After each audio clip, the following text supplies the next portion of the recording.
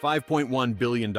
That's not a typo. That's not an exaggeration. That's what it actually cost to build a single football stadium in Los Angeles. And the craziest part? One man paid for it. All of it. Out of his own pocket. No taxpayer money. No public funding. Just a billionaire who looked at the entire NFL and said, watch this. What you're about to see isn't just the most expensive stadium ever built. It's the moment everything changed. For the Rams, for the Chargers, for the entire future of professional sports. Because when you spend $5 billion, you don't build a stadium, you build a statement. Let me show you what $5 billion actually buys. February 13th, 2022, Super Bowl 56, SoFi Stadium, 70,000 people packed inside, another 100 million watching worldwide. Fourth quarter, Rams down by 4, 3 minutes left. Matthew Stafford drops back, finds Cooper Kupp in the end zone. Touchdown. The crowd explodes. Confetti falls. The Los Angeles Rams have just won the Super Bowl in their own house. And in that moment, Stan Kroenke's $5.1 billion bet paid off. But here's what nobody tells you about that story. Here's the part that makes this whole thing absolutely insane. The stadium had only been open for 18 months. Most stadiums take a decade to host a Super Bowl. SoFi did it in a year and a half. That's not luck. That's not coincidence. That's what happens when you build something so revolutionary that the NFL has no choice but to put the biggest game in sports there immediately. So how did we get here? How does a team go from having no home to having the most expensive building in sports history? And why did one man decide to spend more money on a football stadium than most countries spend on their entire infrastructure? The answer starts 25 years ago, in a city that's still trying to figure out if it even likes football. Here's the uncomfortable truth about Los Angeles and the NFL. The city has never really cared. In 1995, both the Rams and the Raiders left LA. Just left. Packed up and moved to St. Louis and Oakland. And you know what happened? Nothing. LA didn't riot, didn't protest, didn't even seem to notice. For 21 years, the second largest city in America had 0 NFL teams, and the league hated it. Because here's what the NFL understood that most people didn't. Los Angeles isn't just a city, it's a market, a massive, wealthy, global market that the league was completely missing out on. So in 2016, the NFL made a decision. The Rams were coming back, whether LA wanted them or not. But there was a problem, a massive problem. LA had no stadium worthy of the NFL. The Coliseum was 100 years old. The Rose Bowl was in Pasadena. There was nowhere to play that made sense. And that's when Stan Kroenke saw an opportunity that nobody else did. He didn't just want to bring the Rams back to LA. He wanted to make it impossible for them to ever leave again. And to do that, he needed to build something the world had never seen. Most NFL owners go to their city and say, help me build a stadium. They ask for public money, tax breaks, subsidies. It's the playbook every team uses. Stan Kroenke did the opposite. He walked into the NFL owners meeting and said, I'm spending $5 billion of my own money, and I'm building the greatest stadium on earth. The other owners thought he was insane. $5 billion for a football stadium? The most expensive stadium ever built at that time was MetLife in New York, $1.6 billion. Kroenke was proposing to spend 3 times that on a market that had rejected the NFL twice. But here's what Kroenke understood that nobody else did. He wasn't building a stadium. He was building a real estate empire, an entertainment destination, a city within a city. And football? Football was just the anchor. Let me break down where $5.1 billion actually goes. Because when you hear that number, your brain can't process it. It's too big, too abstract. So let me make it real. The roof alone cost more than some entire NFL stadiums. 1.6 million pounds of steel, creating a canopy that covers 3.1 million square feet. And it's not solid, it's translucent, meaning natural light floods in, but you're still protected from the elements. The engineering required to make that work? They had to invent new technology, new materials, new construction methods. There's literally nothing else like it on Earth. Then there's the video board, except you can't even call it a video board. That doesn't do it justice. It's called the Oculus, a double-sided 4K LED screen that's 70,000 square feet. To put that in perspective, it's bigger than the playing field. It weighs 2.3 million pounds, and it hangs from the roof with no supports underneath. You can see it from planes landing at LAX. Cost? Undisclosed, but estimates put it north of $70 million.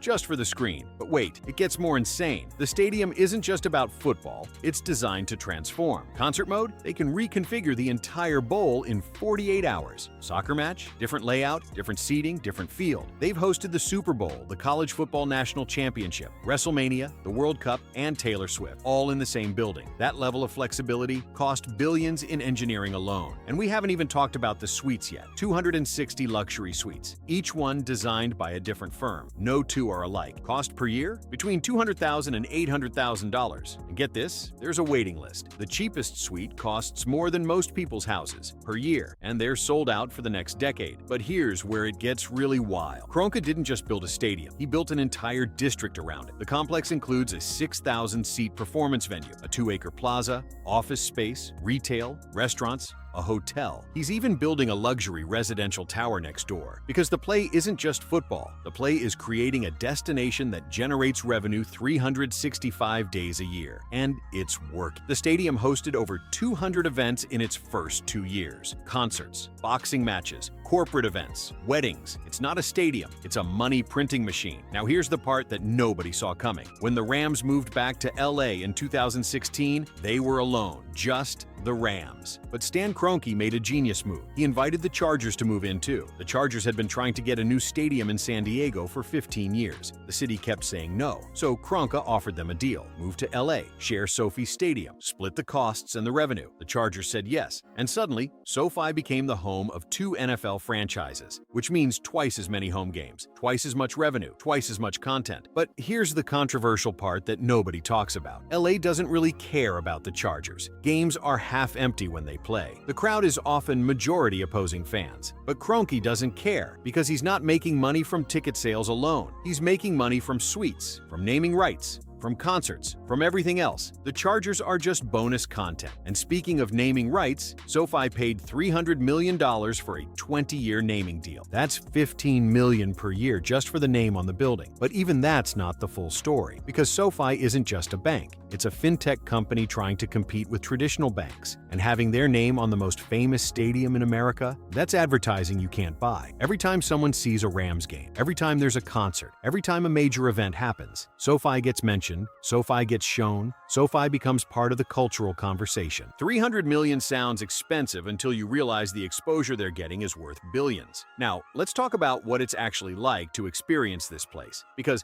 the numbers are one thing, but the feeling is something else entirely. You walk up to the stadium, and the first thing you notice is the scale. It's massive, but not in an intimidating way, in an elegant way. The exterior is this flowing, curved design that looks like it's in motion, even though it's completely still. You walk through the entrance and the roof. The roof is the first thing that hits you, because it's not dark, it's not enclosed. Light is pouring through this massive translucent canopy. You feel like you're outside, but you're protected. It's the best of both worlds. Then you see the seating bowl. 70,000 seats arranged in this perfect steep incline. Every seat has a clear view. Every seat feels close to the field. And then you look up and you see the Oculus, this massive double-sided screen hovering above the field like a spaceship. It's showing replays, stats, graphics, content from every angle, and it's so big that you can see it perfectly from any seat in the house. The sound system is 360-degree surround sound. You don't just hear the game, you feel it. Everything is designed to overwhelm your senses in the best way possible. But here's the detail that shows you how much thought went into this. The stadium has its own app, and through that app, you can order food from your seat, check wait times at the bathroom, watch replays from different camera angles, even upgrade your seats in real time if better ones open up. It's not just a stadium, it's a fully integrated technology experience. And that's the point. That's what $5 billion buys you. It's not just bigger, it's better in every single way. Now let's get back to that Super Bowl, because that moment, that Rams victory in their own stadium, that was the entire point of everything. Stan Kroenke moved the team back to LA knowing he'd take years of losses, knowing the city didn't care, knowing most people thought he was crazy. But he also knew that if he built the right stadium, if he invested enough money, if he created something truly special, eventually the wins would come. And they did. 18 months after opening, the Rams won the Super Bowl at home, in front of 70,000 people, in a stadium that cost more than any building in sports history. And every single person watching,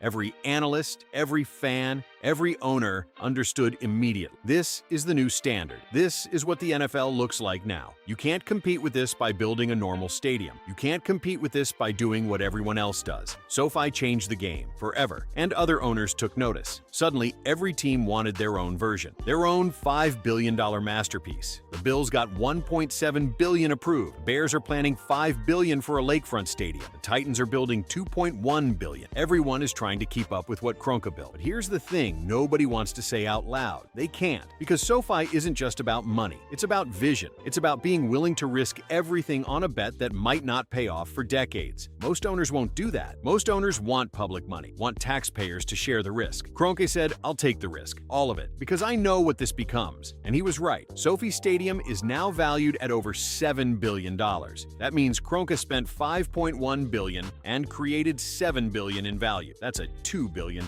profit on a stadium. That also generates hundreds of millions per year in revenue. It's the single greatest real estate play in sports history. But let's talk about the human cost for a second, because $5 billion sounds abstract until you realize what that actually means. During construction, 12,000 workers were on site every single day for 4 years. The project consumed more steel than the Empire State Building, more concrete than Hoover Dam, and it was all built during a pandemic. When COVID hit in 2020, construction didn't stop. It slowed down. Safety protocols were implemented, but the work continued. Because Kroenke had made a promise, the stadium would open for the 2020 season. And even though the season was delayed, even though fans couldn't attend at first, the stadium opened on time. That level of commitment, that level of execution, that's what separates this project from everything else. Now here's the part that's really interesting. SoFi Stadium is already outdated, not because it's not incredible, but because technology moves so fast that by the time you finish building something, newer tech already exists. But Kroenke planned for that. The stadium is designed to be upgraded. The infrastructure is there to add new screens, new sound systems, new technology as it becomes available. It's future-proofed in a way that most buildings aren't, because the goal isn't just to be the best stadium in 2020, it's to be the best stadium in 2040. And based on the design, based on the flexibility, based on the vision, it probably will be. So, what does all of this mean for the NFL? What does it mean when one owner spends $5 billion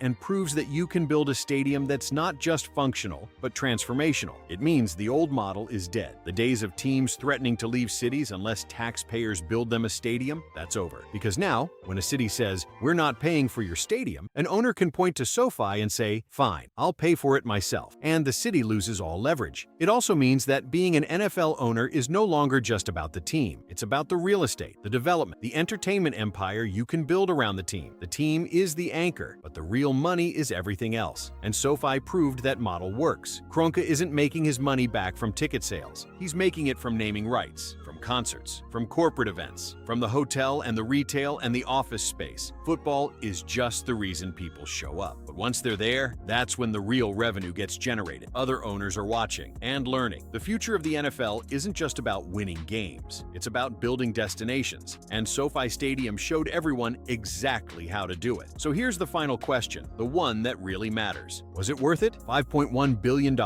Years of construction, massive risk, no guarantee it would work. Was it worth it? If you ask Stan Kroenke, the answer is obvious. He owns the most valuable stadium in sports. He owns 2 NFL franchises. He owns a real estate empire in Los Angeles that generates billions in value. And he won a Super Bowl at home, in front of the whole world. Yeah, it was worth it. But if you ask the rest of the NFL, the answer is more complicated. Because SoFi didn't just change what's possible, it changed what's expected. Now every team is judged against this standard. Every stadium is compared to this building, and most of them come up short. That's the legacy of SoFi Stadium. It's not just the most expensive building in sports history. It's the building that redefined what sports architecture can be. It's not a stadium, it's a statement that says, this is what the future looks like. And if you're not building toward this, you're already behind. $5.1 billion bought more than steel and concrete and technology. It bought the future. And the Rams are living in it right now. This is SoFi Stadium. This is what happens when vision meets resources, when risk meets reward. This is the new NFL, and there's no going back.